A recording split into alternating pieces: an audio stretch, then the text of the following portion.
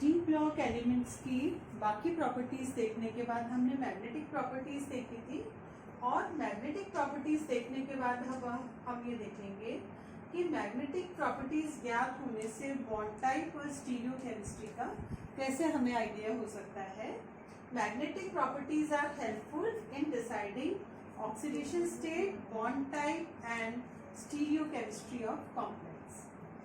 हम एग्जाम्पल लेंगे निकल का और एक एग्जाम्पल लेंगे हम आयरन का। निकल 2 के जो कॉम्प्लेक्सेस हैं वो ब्लू और ग्रीन कलर्ड होते हैं। यहाँ पर कोऑर्डिनेशन नंबर 4 होगा जो हम एग्जाम्पल देख रहे हैं। निकल +2 गैसियस आयन जो है दैट इज D8, यानी 2 अनपेयर्ड इलेक्ट्रॉन है। S और P ऑर्बिटल यहाँ पर खाली है। अब टेट्रामीन निकल क्लोराइड कॉम्प्लेक्स जब हम लेते हैं तो आप ये देखिए यहाँ पर क्योंकि एमिनो ग्रुप है तो ये पेयरिंग नहीं करा पाएगा और 2 अनपेयर्ड इलेक्ट्रॉन्स एज सच रहेंगे और sp3 हाइब्रिडाइजेशन होगा, हाई स्पिन कॉम्प्लेक्स बनेगा और 4 जो अमोनिया लिगेंड है इसके इलेक्ट्रॉन्स s और 3 p ऑर्बिटल्स में ऑक्यूपाइड होंगे। क्योंकि यहाँ पर 2 अनपेयर्ड इलेक्ट्रॉन है इसलिए जो कॉम्प्लेक्स है वो पैरामैग्नेटिक होगा, अनुचुंबकीय। ठीक है, तो हम क्या देखते हैं निकल के केस में coordination number 4 it is 3d8, but in case of tetraamine nickel complex pairing will not take place and sp3 hybridization is there, so paramagnetic high spin complex is formed. sp3 hybridization, that means tetrahedral complex is formed.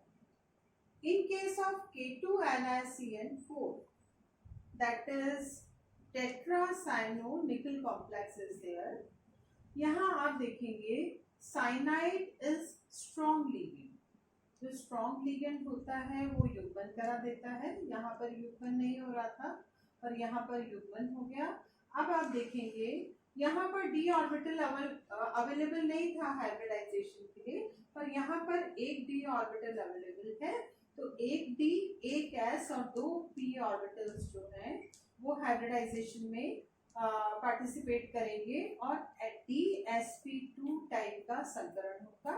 क्योंकि यहाँ पर हम n-1 d orbital इस्तेमाल कर रहे हैं, so it is low spin complex. और आप देखिए यहाँ पर 2 अनपेयर्ड इलेक्ट्रॉन थे पर यहाँ पर अनपेयर्ड इलेक्ट्रॉन है ही नहीं। जब अनपेयर्ड इलेक्ट्रॉन नहीं है तो इट इज डायमैग्नेटिक, या फिर हम इसको कह सकते हैं कि ये प्रतिचुंबकीय है। यहाँ पर DsP2 हाइब्रिडाइजेशन है, येलो कलर है, और sp3 हाइब्रिडाइजेशन है तो टेट्राहेड्रल ज्योमेट्री थी, और यहाँ पर स्क्वायर प्लेनर ज्योमेट्री होगी, वर्ग समतल। अब हम देखेंगे किस तरह से अगर हमें पता हो कि निकल के कॉम्प्लेक्सेस हैं और वो पैरामैग्नेटिक है या डायमैग्नेटिक है, ये स्थिति अगर हमें पता हो तो अगर हमें पैरामैग्नेटिक है ये पता है तो हमें चुंबकीय आघूर्ण के आधार पे, अभी हमने लास्ट लेक्चर में मैंने आपको पूरी टेबल बताई थी कि अनपेयर्ड इलेक्ट्रॉन्स होंगे तो उसके अनुसार मैग्नेटिक मोमेंट का मान परिवर्तित होता जाएगा। जैसे जैसे अयुग्मित इलेक्ट्रॉन्स की संख्या बढ़ती जाएगी वैसे वैसे मैग्नेटिक मोमेंट का मान बढ़ता जाएगा। तो हमें अगर ये पता लगता है किसी भी कॉम्प्लेक्स के लिए कि वो अनुचुंबकीय है, पैरामैग्नेटिक है, तो उसके मैग्नेटिक मोमेंट की वैल्यू से हम ये पता कर सकते हैं कि उसमें कितने अयुग्मित इलेक्ट्रॉन होंगे।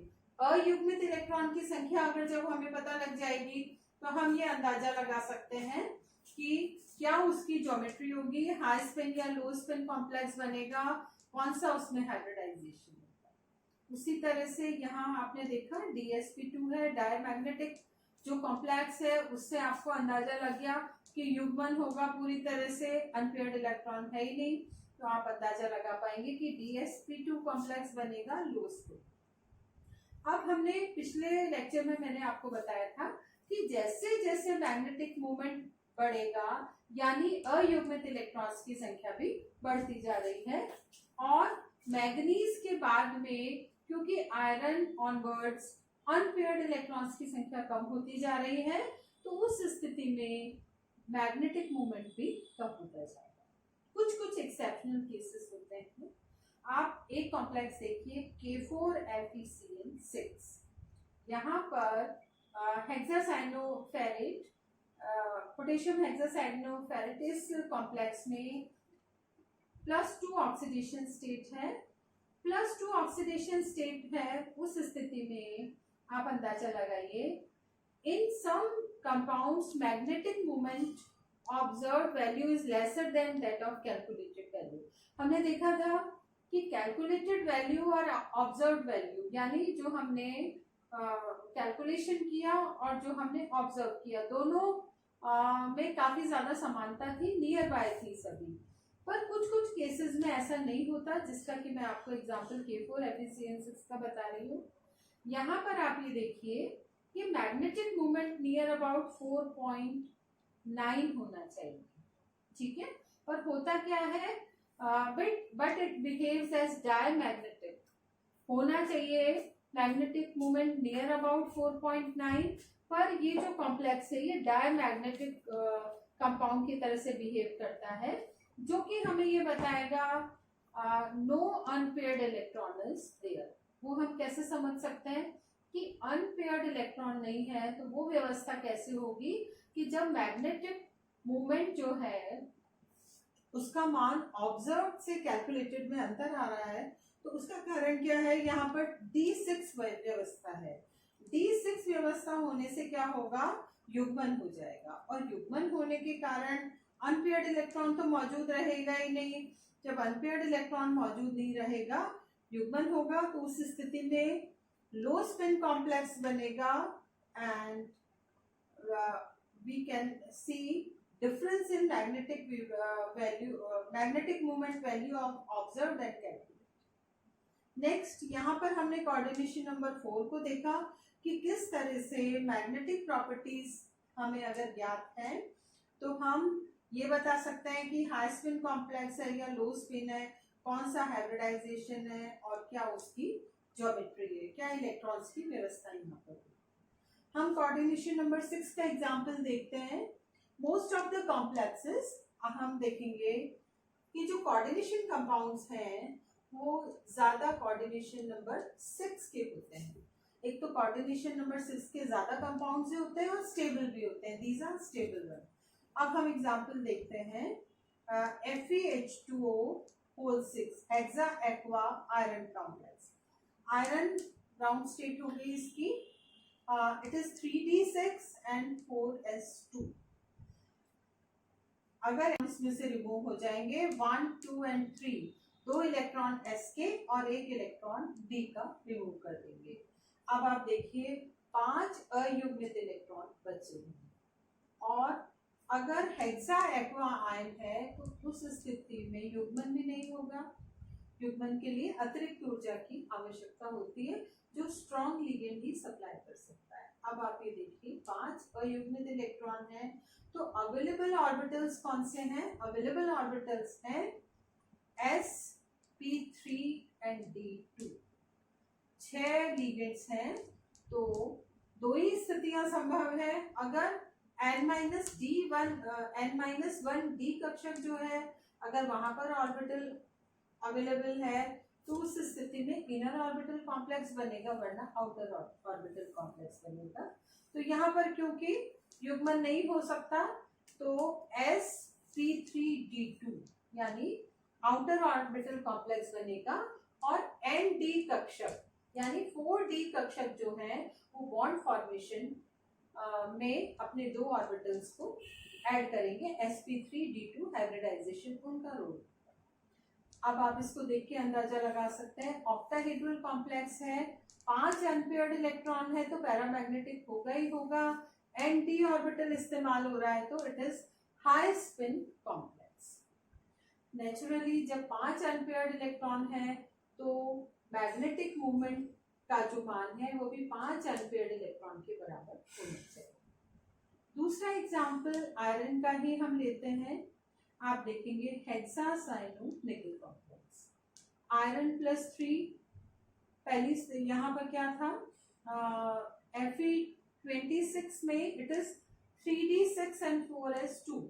यहाँ पर जब हम देखेंगे साइनाइड लीगेंड अप्रोच करेगा मेटल को तो युग्मन होगा और दो ऑर्बिटल्स खाली हो जाएंगे, एक में अयुग्मित इलेक्ट्रॉन रहेगा, 5 इलेक्ट्रॉन्स का इस तरह से डिस्ट्रीब्यूशन होगा, इस तरह से नहीं होगा। तो आप देखेंगे दो पेयर्ड हैं, एक अनपेयर्ड है और दो ऑर्बिटल खाली है। अब यहाँ पर क्या होगा, यहाँ तो n-1d ऑर्बिटल में अवेलेबिलिटी थी ही नहीं, पर यहाँ पर दो एम्प्टी ऑर्बिटल्स हैं, एक s है और 3 p है।